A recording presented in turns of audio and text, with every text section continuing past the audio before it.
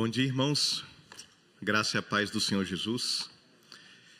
Hoje nós vamos retomar, e para terminar nesse mês de dezembro, a nossa série dos 12 homens comuns, na qual nós estamos falando sobre os apóstolos do Senhor Jesus.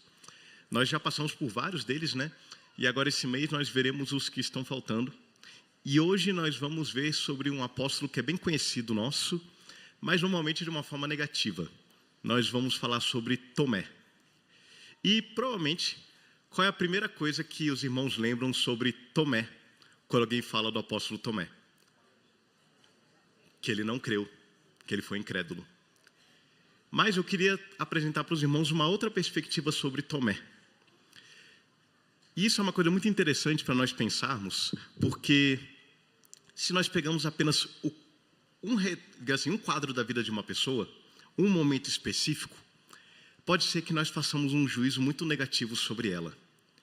Às vezes a gente pega apenas uma frase que a pessoa soltou, no caso Tomé, um determinado momento em que a pessoa não estava bem, um determinado momento em que a pessoa se exaltou, e a pessoa fica marcada a partir disso. Mas, conhecendo nós mesmos, conhecendo pessoas próximas a nós, nós vemos que as pessoas são muito além do que apenas momentos. As pessoas seriam mais como filmes, com diversas cenas, diversos momentos, altos e baixos, mas elas são muito mais do que apenas um recorte. E o que é interessante de Tomé é que nós não temos muitas informações sobre ele, mas o que a gente tem sobre ele é suficiente para a gente não enxergá-lo como o incrédulo. Mas a minha proposta para os irmãos é que talvez nós devêssemos enxergar Tomé como o apóstolo devoto de Jesus Cristo. E o primeiro momento em que Tomé vai aparecer aqui para nós é em João, no capítulo 11. Quer dizer, primeiro no Evangelho de João.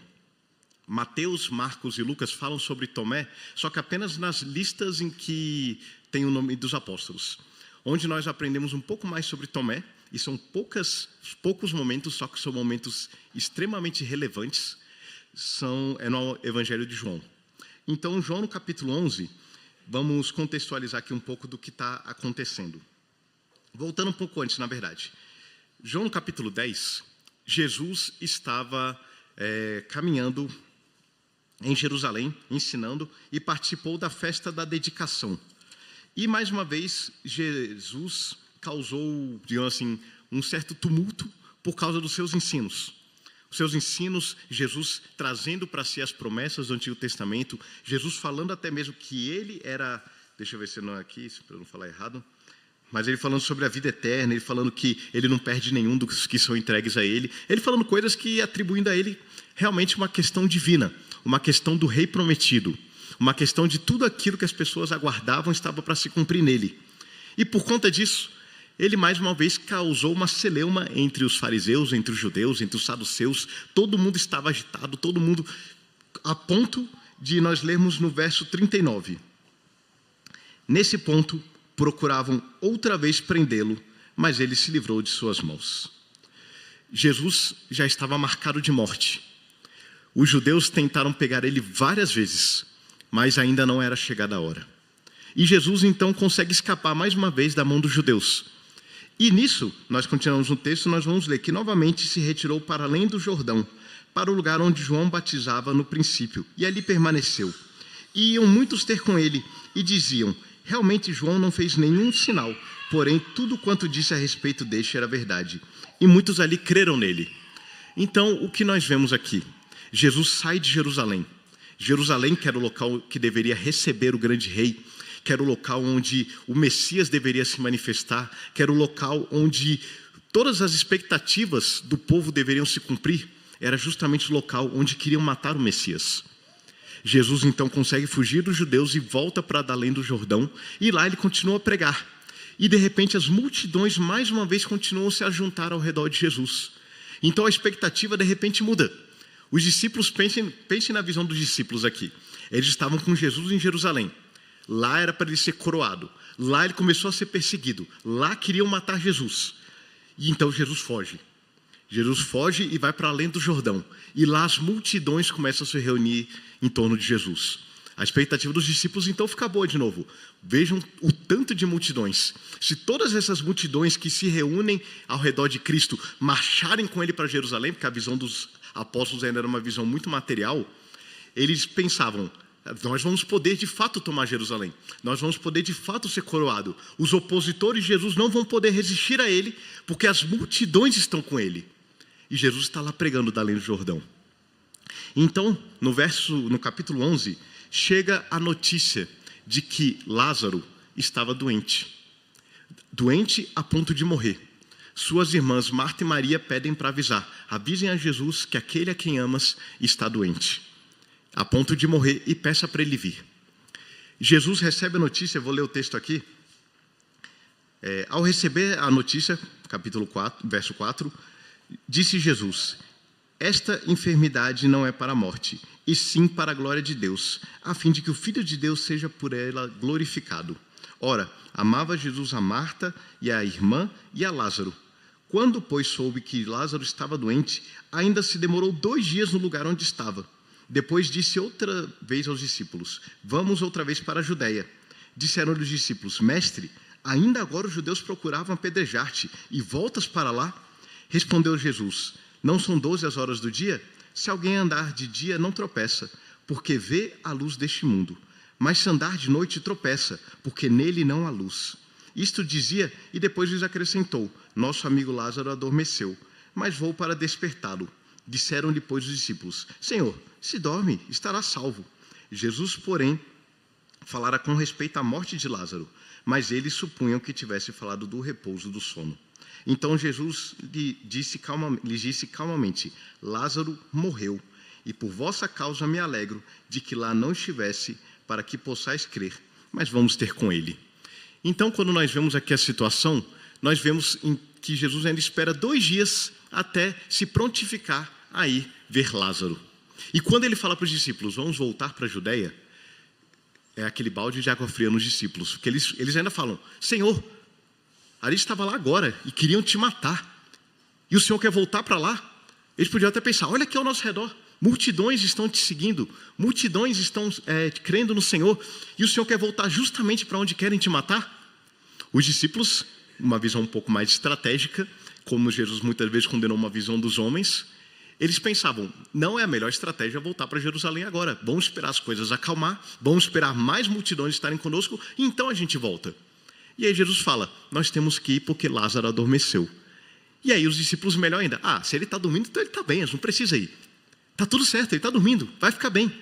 E aí Jesus precisa falar diretamente: não, Lázaro morreu, e a gente precisa estar lá, porque vocês precisam ver o que eu vou fazer. Eu imagino, dá para a gente imaginar por todo o contexto, que os discípulos estavam com medo, com razão. Os poderosos da nação queriam pegá-lo. Nós podemos testemunhar na história do mundo, na história do nosso país, até nos dias atuais, que se os poderosos estão contra alguém, não adianta nada. Não adianta defesa, não adianta apelação, não adianta choro, não adianta apelar para ninguém. Se os poderosos estão contra alguém, essa pessoa vai padecer. E os discípulos sabiam disso. E então, no meio desse medo, no meio dessa incerteza, no meio dessa questão de Jesus chamando os discípulos, eles receosos, alguém se levanta para falar em nome do grupo. E não é o impetuoso Pedro, não são os filhos do trovão, Tiago e João, as figuras que normalmente aparecem tomando decisões e sendo valentes, mas é Tomé. E Tomé vira e fala no verso 16. Então Tomé, chamado Dídimo, disse aos condiscípulos: vamos também nós para morrermos com ele. No meio da incerteza, Tomé tem a palavra de lealdade e de coragem. Vamos com ele. E nós vamos morrer com ele. Tomé estava falando para os outros discípulos: se for necessário que nós morramos, nós vamos morrer, mas nós vamos com ele. Nós vamos com o Senhor. Nisso, a gente já vê isso é suficiente. Depois só diz que eles foram. Tomé tomou a liderança do grupo. Tomé foi leal a Jesus. Tomé teve coragem para enfrentar a própria morte por amor de Jesus. Por isso que se a gente pega só um pedaço da vida de Tomé, às vezes a gente faz um juízo errado sobre ele. Mas quando a gente olha o que Tomé fez nesse momento, a gente já vê. Tomé não era nenhum covarde. Tomé não era nenhum incrédulo. Tomé era devoto a Cristo Jesus, a ponto de estar disposto a morrer por ele e convocar os seus irmãos. Vamos morrer com ele, mas não vamos deixá-lo sozinho. Não quer dizer que não era um homem sem falhas, mas nós já vemos que em Tomé havia lealdade e havia coragem ao Senhor Jesus. Muitas vezes, nos momentos difíceis, é preciso que alguém se levante e tome a direção. É preciso que alguém se levante e fale, vamos. É preciso que alguém se levante e fale, conseguimos. É preciso que alguém se levante e fale, no Senhor nós podemos, mas nós não vamos desistir do Senhor. Muitas vezes, a pessoa que a gente menos espera é a pessoa que vai fazer isso. Menos esperamos nós, né? Talvez para os discípulos fosse comum que Tomé tivesse atitudes assim. Nós não sabemos. Mas a voz de liderança dele foi o suficiente para que os demais seguissem a Cristo. E eles vão, tem um grande milagre da ressurreição de Lázaro, e depois eles seguem ainda nessa caminhada. Mas focando ainda em Tomé, o outro momento que nós vamos ver com ele agora já é João capítulo 14. João capítulo 14, nós estamos agora no cenáculo, Jesus já voltou para Jerusalém, Judas já combinou de trair Jesus, e essa é a última noite de Jesus com seus discípulos. Jesus aqui, então, está fazendo seu discurso de despedida. Está falando com os discípulos que ele iria partir,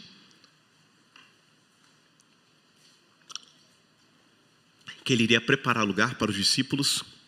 E vamos pegar a partir do comecinho do capítulo 14. Jesus falando com os discípulos. Não se turbe o vosso coração. Credes em Deus, crede também em mim.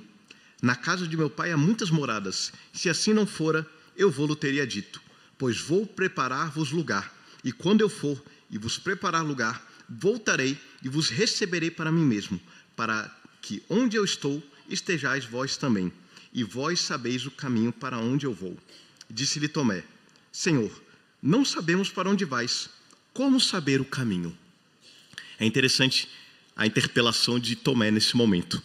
Porque Jesus está falando, eu vou partir, eu vou preparar lugar, eu vou adiante, e nisso que eu for adiante, vocês sabem o caminho para onde eu vou. E de repente Tomé, e aqui a gente pode imaginar uma pergunta de angústia. Senhor, a gente não sabe para onde você vai. Como é que a gente pode saber o caminho? Antes Tomé sabia para onde Jesus ia. Ele ia para Jerusalém. E ele poderia até morrer, mas ele estaria com Jesus. Agora Jesus diz que vai sozinho. E eles podem seguir após ele. E Tomé se angustia, mas como? Como que a gente vai se a gente não sabe para onde você vai? Aqui nós vemos alguém mais uma vez apegado a Cristo. Se Jesus vai para algum lugar, Tomé queria estar junto. Se Jesus vai partir, Tomé quer ir atrás. Se Jesus vai para um lugar que Tomé não conhece, Tomé fala, eu preciso saber. Para onde o Senhor vai? Porque eu quero ir também. Eu quero estar junto. Tomé queria seguir Jesus.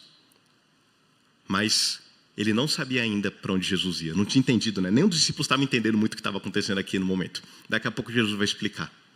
Mas a gente pode imaginar a angústia de Tomé quando ele diz que Jesus vai partir e ele não sabe para onde Jesus vai. Não sei quantos aqui já tiveram que enfrentar despedidas de pessoas queridas. E hoje em dia, graças a Deus, com a tecnologia que a gente tem chamada de vídeo, a gente consegue viajar de avião com mais facilidade, a gente consegue ter acesso às pessoas com mais facilidade, o que não torna mais fácil.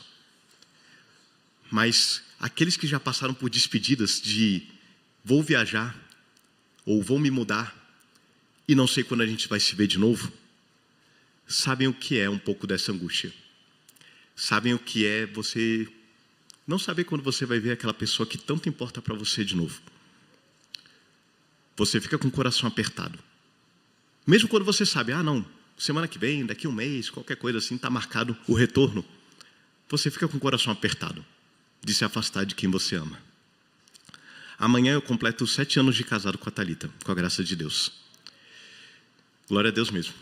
E tudo para a glória de Deus e pela graça de Deus. Mas, quando eu fui para o seminário, em 2016, eu e a Thalita, a gente ficou noivo e eu fui para o seminário. E a gente passou 2 anos à distância. E a gente nunca tinha uma data certa de quando a gente ia se ver por 2 anos. E eu lembro que cada vez que a gente se despedia, eu morava em Anápolis, ela morava no Rio de Janeiro, ela vinha para Brasília e eu vinha para Brasília, a gente se encontrava em Brasília. O meu período de folga era apenas do fim de semana, a gente se encontrava pelo fim de semana e depois ela tinha que voltar para o Rio de Janeiro e eu tinha que voltar para Anápolis.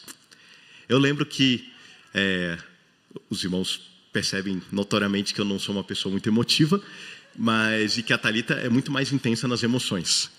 Mas, normalmente, quando a gente se despedia no aeroporto, a Thalita que estava forte. E eu ficava me segurando, para quando ela saía, eu ficava chorando sozinho no aeroporto. Porque era angustiante se despedir. E depois de 2 anos, agora, a gente completa 7 anos que isso não acontece mais. Mas a gente tem muitas histórias assim. Tem uma história que eu não consegui me lembrar o nome do missionário, infelizmente. Pesquisei, mas não consegui lembrar. Mas é uma história que me tocou muito. Que isso, numa época agora, pense numa época sem aviões, sem telefone, sem rede social, sem chamada de vídeo, sem nenhum tipo de contato desse que a gente tem hoje em dia. Numa época em que o pessoal viajava de navio, no máximo um trem ali. E o que acontece? Esse homem conta de quando ele saiu da sua casa para ser missionário. E ele conta que o seu pai foi levá-lo no ponto de ônibus. E nisso, eles foram andando, ele morava numa zona rural no interior da Inglaterra. É um missionário que ficou conhecido depois, por isso que a história dele é narrada. E ele conta de como o pai dele foi caminhando com ele pela estrada até chegarem no ponto de ônibus. E ele conta que foi um momento que era difícil, porque ele estava indo para nunca mais voltar. Ele estava indo para nunca mais ver o seu pai, nunca mais ver sua mãe, nunca mais ver os seus irmãos, terem contato apenas por carta. E ele disse que ele foi caminhando com seu pai. Seu pai era um homem de poucas palavras, mas eles conversaram um pouco. Ele chegou lá na parada de ônibus. Eu estou dizendo ônibus, mas eu nem tenho certeza se era ônibus ou se era outro meio de transporte. Mas chegaram lá, tinha um muro. Ele parou do outro lado do muro, em frente à estrada. Eles se despediram com um abraço e ficou aquela angústia no coração de: acho que eu nunca mais vou ver meu pai. E o pai dele, mesmo sem dizer, transparecia: acho que eu nunca mais vou ver meu filho. Mas os dois estavam convictos de que ele estava indo para cumprir o chamado de Deus. E isso não tinha problema. Na verdade, isso era bom. E ele conta que ele se despediu do pai, o pai atravessou para o outro lado. E ele resolve então subir na mureta para poder ver o seu pai uma última vez. E nisso que ele sobe a mureta, o seu pai subiu do outro lado na mesma hora. E os dois simplesmente se olham. E ali eles se despediram, só com o olhar. A angústia fica, porque a gente quer estar junto. O nosso anseio é por estarmos juntos. O nosso anseio, sobretudo, é para estarmos juntos com Cristo. E quando nós estivermos com Cristo, não haverá mais separação. Não haverá mais despedidas. E Tomé é o que demonstra isso com mais vivacidade diante dos discípulos. Para onde o Senhor vai? E a pergunta de Tomé deu a oportunidade de Jesus de dar a grande resposta, que é um versículo que a gente decora desde pequeno. João 14,6, que a gente sabe até de cabeça. Respondeu-lhe Jesus: eu sou o caminho, a verdade e a vida. Ninguém vem ao Pai senão por mim. Jesus falou: Tomé, eu sou o caminho. Você quer estar comigo? Eu sou o próprio caminho. E você vai poder chegar ao Pai por meio de mim. Tomé mostra essa devoção. Ele estava apegado. Ele queria estar com Jesus. E ele também estava angustiado. E pelo que a gente tem visto aqui, nessa pequena trajetória que o Evangelho de João nos mostra, desse que estava disposto a motivar todos a morrerem com Jesus, desse que estava angustiado por se separar de Jesus, quando a gente chega no fim, no capítulo 20, a gente pode imaginar o que aconteceu com Tomé. Porque quando a gente lê o capítulo 20, que a gente lê sobre a ressurreição de Jesus, Jesus morreu, os discípulos ficaram devastados, tudo aquilo que eles acreditavam, todas as esperanças, todas as expectativas, de repente foram crucificadas e sepultadas. e eles agora não tinham mais nada. Os últimos anos da vida deles foram devotados a um homem que agora estava morto e sepultado. A gente pode imaginar a angústia do coração pela perda das esperanças e pela perda de um amigo incomparável que era Jesus. E nós lemos então que Jesus apareceu, depois de aparecer a Maria Madalena, ele aparece aos discípulos. E estão os 10 reunidos, mas um está faltando, Tomé. E a gente pode até parar para se perguntar, por que Tomé não estava lá com os outros discípulos? Talvez, e isso é apenas uma especulação, ele precisasse de um tempo sozinho. No momento da dor e do luto, tem pessoas que gostam de estar com aqueles que amam para poder chorar. Mas tem outros que precisam de um tempo sozinhos, também para poder chorar. Talvez Tomé estivesse nesse tempo. Não queria estar com os outros discípulos. Talvez arrependimentos, talvez angústias, o luto e a tristeza estavam abatidos sobre Tomé. E aí depois, em outro dia, Tomé aparece e os discípulos falam, ora, capítulo 20, verso 24. Ora, Tomé, um dos 12, chamado Dídimo, não estava com eles quando veio Jesus. Disseram-lhe então os outros discípulos, vimos o Senhor. Mas ele respondeu, se eu não vir nas suas mãos o sinal dos cravos, e ali não puser o dedo, e não puser a mão no seu lado, de modo algum acreditarei. Muitas vezes a gente lê isso aqui já pensando, olha só esse Tomé, que homem incrédulo, falando dessa forma. Mas se pegando aquilo que nós lemos sobre ele, nós lemos aqui um homem entristecido, um homem angustiado, falando, se eu não vir, eu não consigo crer. Eu não consigo. Se eu não vir, eu não consigo. E se a gente lê o que aconteceu com os outros discípulos, a gente vê que Tomé não foi muito diferente deles. Se a gente pega o Evangelho de Marcos, por exemplo, finalzinho do Evangelho de Marcos, capítulo 16, nós vamos ler sobre os primeiros relatos da ressurreição. E nós vamos ler aqui, capítulo 16, a partir do verso 9. Jesus apareceu para Maria Madalena no sepulcro. Depois Jesus apareceu para os discípulos no caminho de Emaús. E nós lemos o Evangelho de Marcos o seguinte, a partir do verso 9 e 16. Havendo ele ressuscitado de manhã cedo no primeiro dia da semana, apareceu primeiro a Maria Madalena, da qual expelira 7 demônios. E partindo ela, foi anunciá-lo àquele que, tendo sido companheiro de Jesus, se achavam tristes e choravam. Estes, ouvindo que ele vivia e que fora visto por ela, não acreditaram. Depois disto, manifestou-se outra forma a 2 deles que estavam de caminho para o campo, e indo eles o anunciaram aos demais, mas também a estes 2 eles não deram crédito. Os outros também não acreditaram quando ouviram que Jesus ressuscitou. Eles acreditaram, nós lemos em Lucas agora, no capítulo 24, 36, que fala da manifestação de Jesus, falavam ainda estas coisas quando Jesus apareceu no meio deles e lhes disse, paz seja convosco. Eles, porém, surpresos e atemorizados, acreditavam estar vendo um espírito. Ainda não tinham acreditado em Jesus. Mas ele lhes disse, por que estáis perturbados? E por que sobem dúvidas ao vosso coração? Vede as minhas mãos e os meus pés, que sou eu mesmo. Apalpai-me e verificai, porque um espírito não tem carne nem ossos, como vedes que eu tenho. Dizendo isto, mostrou-lhes as mãos e os pés. Os discípulos, os demais, também creram quando viram as chagas de Cristo.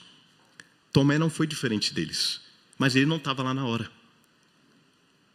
Ele não estava lá na hora. E ele fez quase uma oração.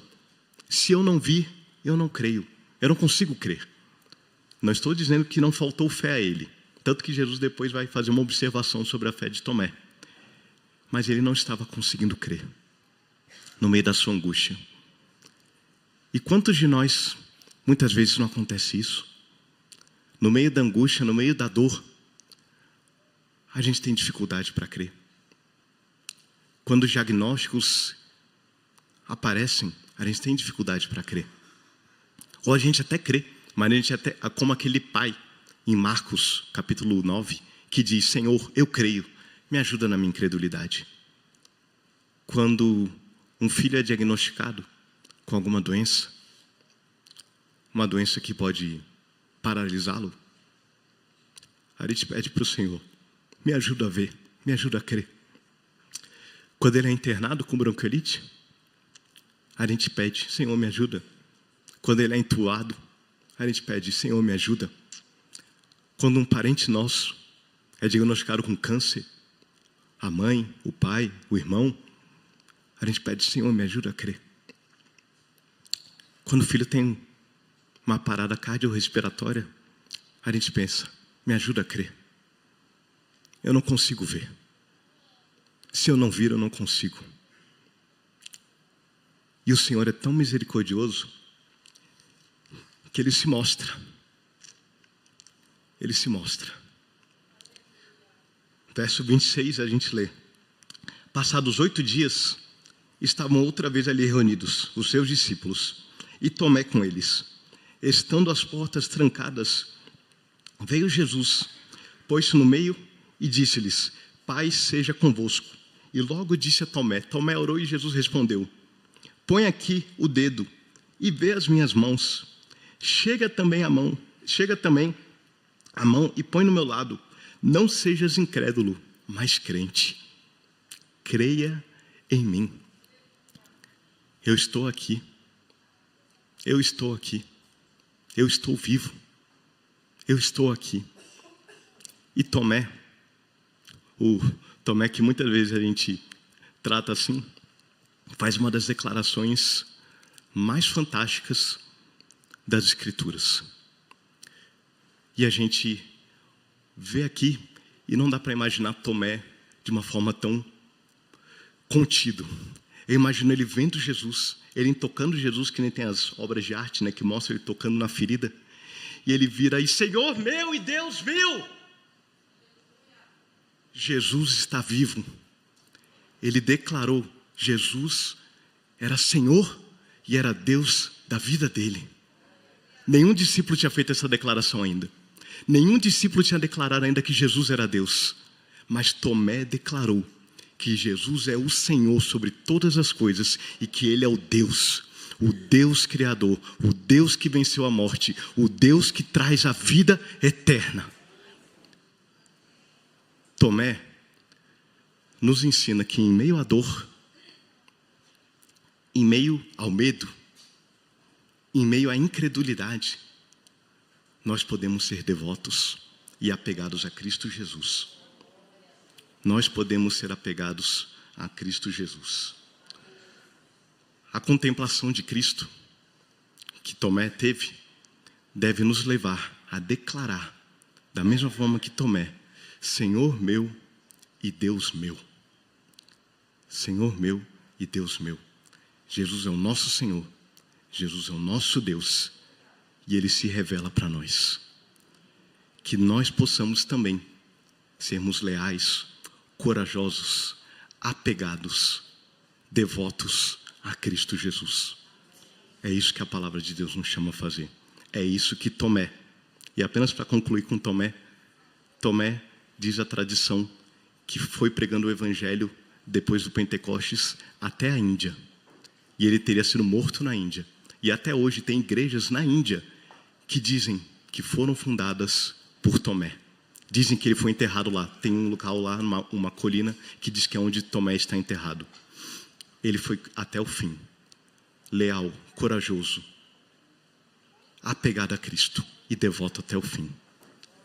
E Deus nos chama à mesma tarefa. Que Deus nos abençoe. Vamos orar? Santíssimo Deus, nós te agradecemos pela tua bendita palavra. Agradecemos a Deus porque nós aprendemos tanto com esse irmão nosso, Tomé. Nós aprendemos a uma vida de devoção ao Senhor. Que em meio às nossas fraquezas, à nossa incredulidade, nós podemos ser leais, corajosos e apegados ao Senhor. Revela-te, ó Deus, revela-te a cada um dos meus irmãos aqui, para que todos nós possamos confessar, Senhor meu e Deus meu. Tu és o nosso Senhor, Tu és o nosso Deus, e nós pedimos pela Tua misericórdia sobre nós, no nome do Senhor Jesus, o nosso Salvador. Amém.